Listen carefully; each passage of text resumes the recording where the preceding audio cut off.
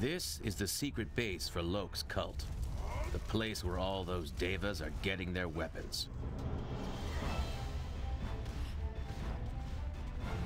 The actual cultists are deep inside, but they've bound a golem's magic to the door, so only the cultists can get in. Unless you destroy the golem. And once you're past that door, you can fight your way to the head of the cult. Naturally, he's in the deepest part of the cave. Good luck. You'll need it. Today I finally got a chance to experience the first dungeon of Tera online, which is called Bastion of Lok. And I was playing on my priest named Blade. I know that's kind of weird that I named the priest Blade, but I used to use my my gamer tag as Blade, and I could never actually get a name Blade in any game, period, because like everybody rushes it, everybody gets it. It's like freaking Sephiroth, you know, everybody has to have it. So I finally managed to secure the name tag for my character Blade. I made a priest because I wanted to primarily focus on healing, because Tera healing is supposed to be like revolutionary, and I gotta agree that it is. So the first dungeon, it consists of basically 2 boss fights. The dungeon took my group that I found through Dungeon Finder roughly 32 minutes, I think, but we got lost twice, so I'm assuming 25 minutes should be about how much time it should take a group that already been there, or at least the tank been there. But basically it was not a difficult dungeon in any way, but what made up for it not being difficult, or even, I gotta say, the dungeon was relatively repetitive. Trash boss, that's a basic formula for a dungeon. But what made the dungeon run really fun for me personally was the healing aspect of it, because I actually got a chance to be an interactive healer. You know, like DPS got a chance to run around, target down ads, or I don't know, perform a certain kind of mechanic that a fight has. But healer never got to do that unless it was like a raid and you needed people to do something. So basically what I'm trying to get at is that in a standard dungeon run, for example World of Warcraft, healer stands back, moves out of a poison, fire, whatever, looks at the UI. If health bar drops, clicks heal, boom, healed up, that's it. That's all the fun there is.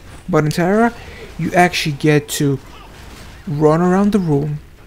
You actually get a chance to find your heal target. You have to find out how much health he has. You can look at the UI, but it's not going to give you all the information. It will tell you that somebody lost the health, but you're not going to know who exactly lost the health in the combat scenario, because by the time you find their name or find the name in the environment, it might be, well, it will not be too late, but it's not as fast, it's not as proactive as it should be. So what you need to do is run around, look at everybody's health bar while they're fighting the boss, and then you target them, heal them up, and they keep fighting. So you constantly have to run around and look for people, which is kind of gives you that sense of urgency and participation. You do not just sit back and you see somebody losing health and just click heal. No, you have to find that target and heal them, which is really awesome part of the dungeon. That interactivity was extremely fun, entertaining to do, and I'm really gonna enjoy healing in this game, or at least I don't know how far it's gonna get, but from what I'm noticing, you need to have skill while healing, same as DPS need to have skill.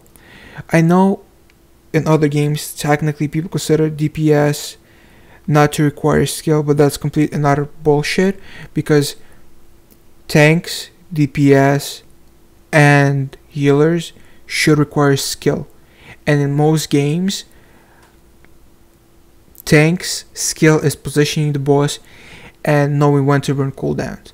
DPS's job is to do the most amount of damage for taking least amount of damage, which in many cases, come back to World of Warcraft, 95% of World of Warcraft DPS players suck. They cannot do proper damage and they take way too much damage. So here, DPS have to do right amount of damage and they need to take least amount of damage, and it's noticeable because if everybody's taking a lot of damage, your healer will not be able to keep you up. And same thing goes for the healer. Healer needs to participate, healer needs to pay attention to who's taking damage, where they are located, and where you are located, because you might take damage from a charge, a re-attack, or whatever. So from what I'm noticing in the first dungeon, Bastion of Lok, is that healing is extremely well done in this game, and I'm gonna definitely enjoy it. But to say something about great about the actual dungeon itself, I cannot do it because it is so common. It's like 8 minutes of trash, 4 minutes worth of boss loot, again 8 minutes worth of trash, 4 minutes worth of boss loot, GG, the dungeon is over. So there's nothing special to say about the actual dungeon, but whatever not special or staple the game actually has about it, the combat makes up for it and totally makes the game worth playing for me. Although there is a possibility that I might get sick of the game, but currently the combat makes the game awesome. So this has been Mr. Gilo, that was supposed to be looking into maybe a dungeon guide or something, but there is no guide for the first dungeon. So it's been Mr. Gilo bringing you a first look at the first dungeon while playing a priest in Tera Beta Online. Now that was a mouthful, but make sure to like, subscribe, check out the game. If you have any questions, message me, I'll gladly respond. And this has been Mr. Gilo bringing you the game. Take care.